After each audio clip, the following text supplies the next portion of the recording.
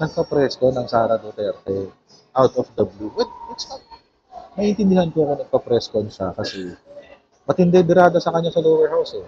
So, kung tungkol doon yung pag-uusapan, maiintindihan ko siya. Pero, sa lahat ng sinabi niya kanina, I think, ito yung pinaka-controversial.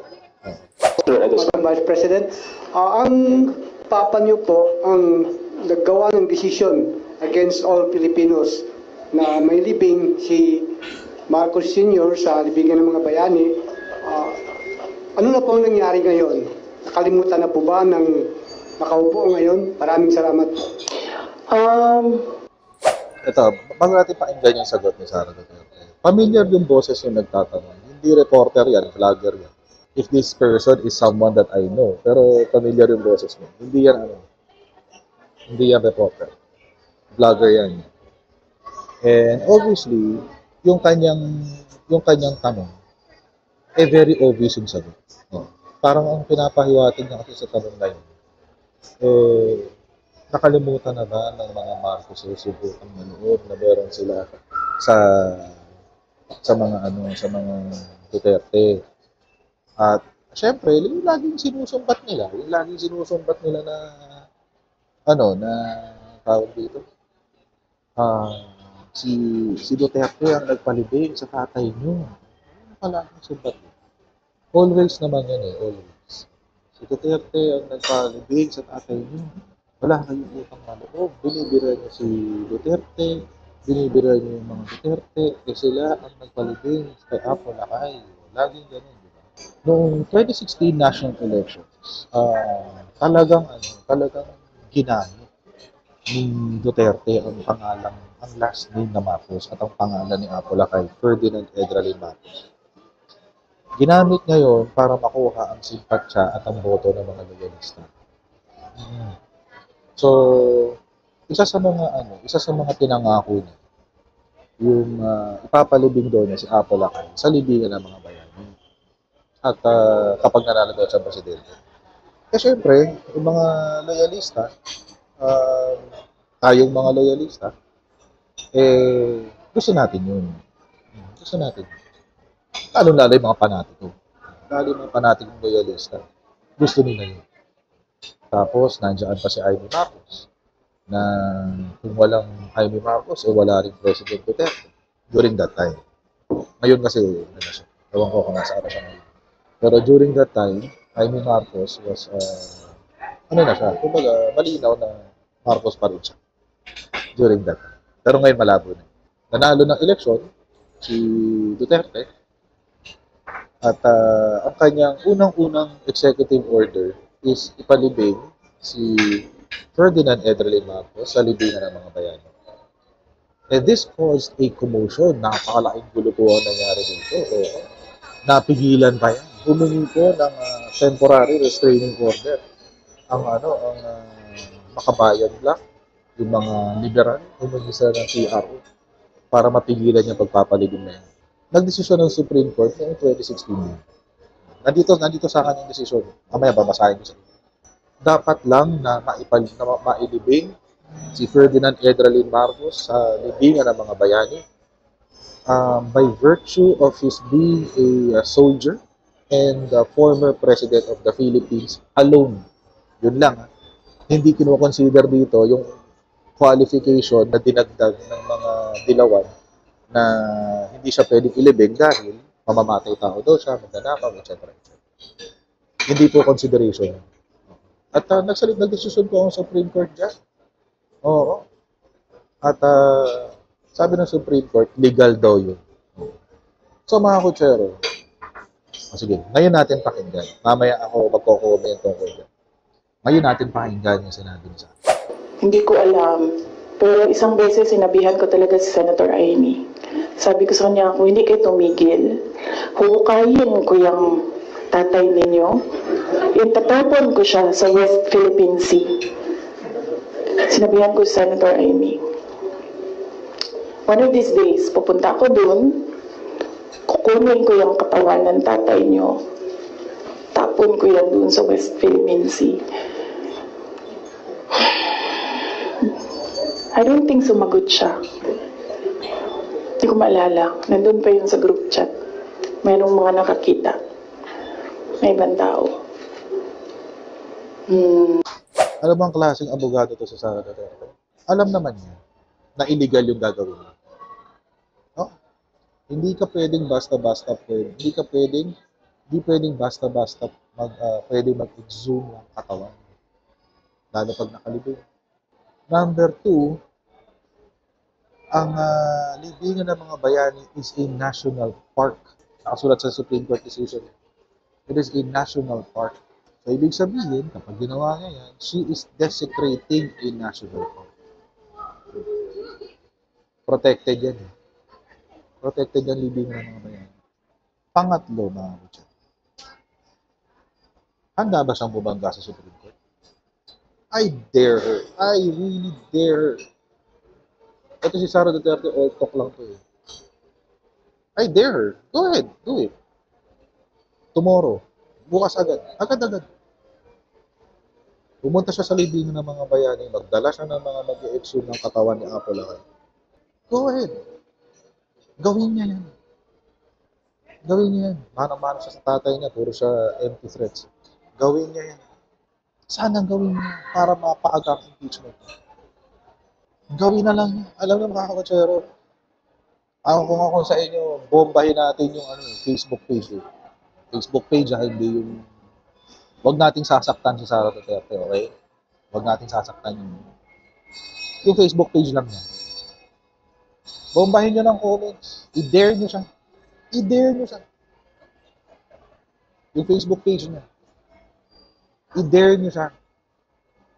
Subukan niyang hukayin ang katawan ni Apo Lakay sa libingan ng mga bayani. Baka kalad ka rin ang tatay na sa Davao. At siya ang ilibing. Huwag niyo ma-support. Huwag niyo ma-support. Guluhin niyo lang yung Facebook page niya. Yung social media niya. Gawin niya. Gawin niya. Kantiin niya ang galit ng mga loyalista. Ang yabang-yabang niya, feeling niya, kumarka sa kanya, mga DDS. Huwag niyang kalimutan na ang nagpanalo sa tatay niya, mga loyalista. Ang nagpanalo sa kanya, mga loyalista din. Iilan lang kayong mga DDS. Iilan lang kayo. Feeling nyo madami kayo kasi sinuportahan kayo ng loyalista. That's it. Pero pag wala na kami, pucho-pucho kayo. Ako, hindi lang ako hardcore loyalista. Hindi ako panatiko, na-offend ako. Kahit dilawan mga ako, Chero.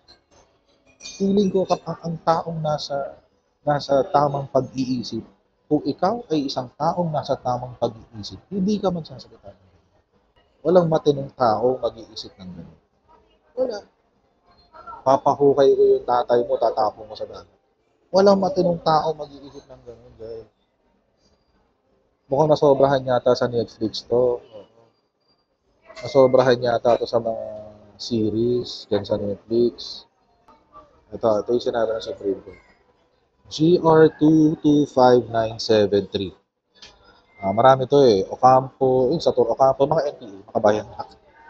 Makabayan Black versus AFP, Rene Sagisag, etc. Edson Lagman, Eta Rosales, ang dami na ito. Ejerson Alvarez, kasama pala siya dito. Ejerson, Laila de Lima, dami. Okay. Ito ho ang desisyon ng Supreme Court. Ito ho yung issue na tinutukan ko. Maraming issues. Pero, ang issue lang po na tinutukan ko, itong number 3. The question is whether or not historical facts, laws enacted to recover ill-gotten wealth from the Marcoses and their cronies and the pronouncements of the court on the Marcos regime have nullified his entitlement as a soldier and former president at the LNNB o libingan ng mga bayani. So, skip tayo doon sa question na yun. Ang sinabi po kasi, mga kotsero, nakasulat doon kasi sa Constitution nung ni-ratify ito na dahil yung Constitution natin is post-dictatorship, na ito daw ay kontra sa violation ng human rights. At being that, ang argumento ng mga kontra dito, being that si si Ferdinand Endrale Marcos ay ang simbolo ng human rights abuses sa Pilipinas. Kaya sabi ng mga dilawan sa kaso, hindi siya qualified na bayani. Hindi siya qualified na maging bayani. Yun yung sinasabi ng mga dilawan, tsaka mga dilawang ping CPP, NPA. Ang sana pong sinabi ng Supreme Court, simple lang, isang sentence lang. There is no merit to the contention. Walang merit. There's no merit. Oo. At maraming sinabing dahilan dito. Una, the Constitution is not self-executing, etc., etc. Maraming dahilan na sinabi. Pero ito pa isa, sabi, they insist that the intended act of public respondents damages and makes mockery of the mandatory teaching of martial law atrocities and of the lives and sacrifices of its victims. They contend that the reparation under RA number 10368 or yung Human Rights Violations of Victims Act is non-judicial in nature, but a political action of the state through legislative and executive branches, etc., etc. Napakahaba ng ang sabi, because of that law daw, yung Human Rights Violations of Victims Act, disqualified na si Marcos na mainibig sa libingan ng mga bayan. Ano sinabi ng Supreme Court? Papakita ko sa inyo.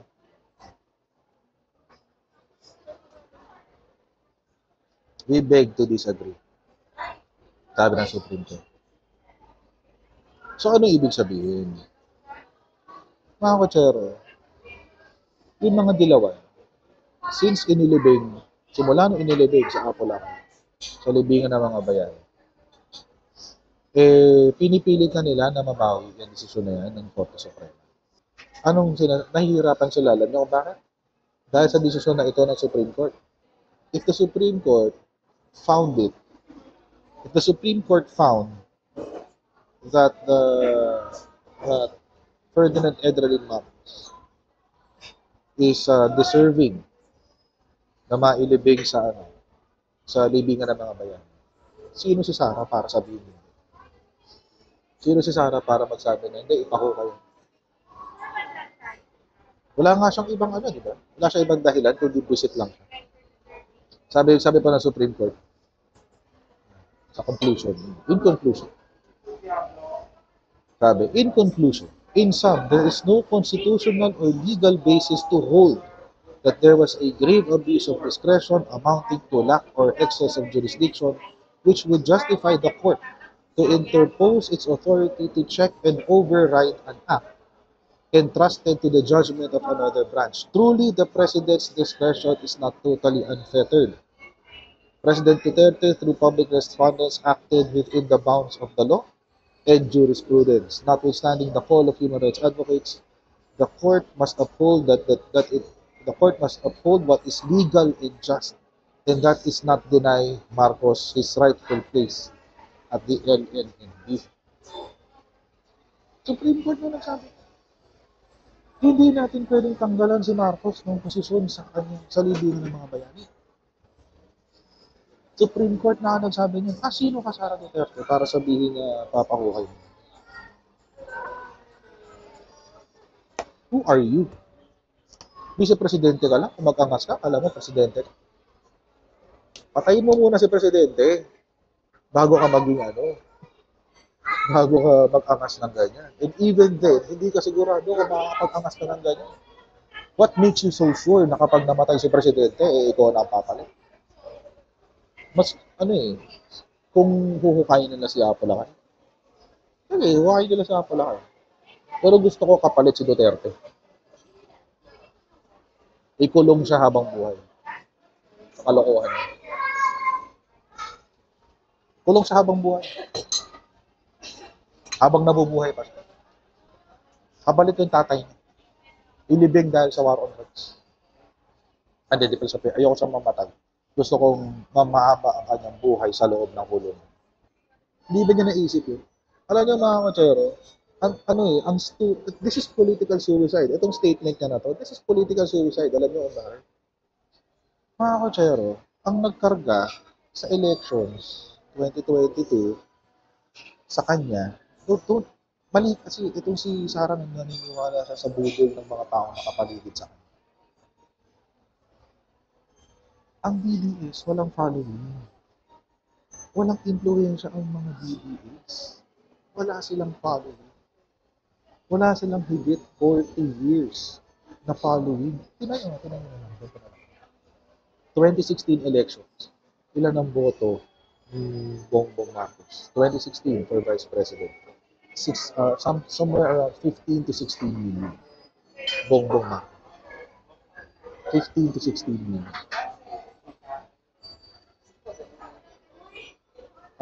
Si Amy Marcos, 2019 elections, ilan ang boto niya? 17, 18 million. Partida, walang Duterte nun. Walang Duterte nun. Walang Duterte yung sumuporta sa mga Marcos nun. Baliktad. Baliktad pa. Baliktad pa. Mga loyalista ang sumuporta kay Duterte. Hindi ako magtataka kung yung 16 million ni Digong. Majority doon mga loyalista. Bakit? In-endorse niya Amy. In-endorse kasi ni Amy. At sinuportahan siya ni Bongbong sa presidential campaign niya. Alam natin yan. Alam natin yan. That's a fact. Hindi ano yan. Hindi BS yan. That's a fact. 2022 elections. Naka 32 million si Sara. Hindi ako magtataka kung yung 32 million na yun, 20 million ay galing sa mga loyalists. Hindi ako magtataka. I'm looking forward to it actually. Gawin na lang yan. Para malaman natin hanggang saan talaga niyan dadalhin yung mga salitaan. At kapag nagsabi siya ng joke, walang ganun. Walang joke. Mukhang hindi ka naman nag-joke nung sinabi mo to. Madam Vice President, ang papa niyo po ang naggawa ng desisyon against all Filipinos na may libing si Marcos Sr. sa libingan ng mga bayani. Ano na po ang nangyari ngayon? Nakalimutan na po ba ng nakaupo ngayon? Maraming salamat po. Hindi ko alam. Pero isang beses sinabihan ko talaga si Senator Amy. Sabi ko sa kanya, kung hindi kayo tumigil, huhukayin ko yung tatay ninyo. Itatapon ko siya sa West Philippine Sea. Sinabihan ko si Senator Amy. One of these days, pupunta ako dun, kukunin ko yung katawan ng tatay nyo. Tapon ko yan dun sa West Philippine Sea. I dare. I'm really looking forward to it. Pag ginawa na niya, legit, magkaka-people power. Pero hindi para tanggalin ng presidente, para i-impeach siya. Legit yan. Hindi ako nagbabanta. Yan ang natural na mangyayari. Gawin niya. Pero mga kutsara, wag natin kalimutan.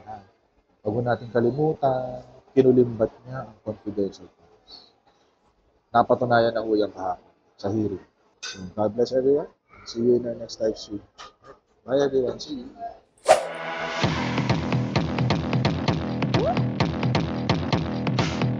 Pag ganun, huwag natin gawing tanga mga Pilipino. Mas maganda kasi nasa lugar ka ng tama kaysa yung pinipilit mo yung pagkakamali.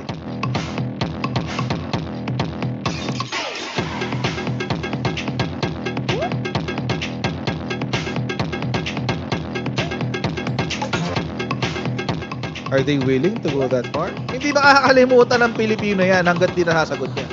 Sino ngayon nagsasabi ng totoo?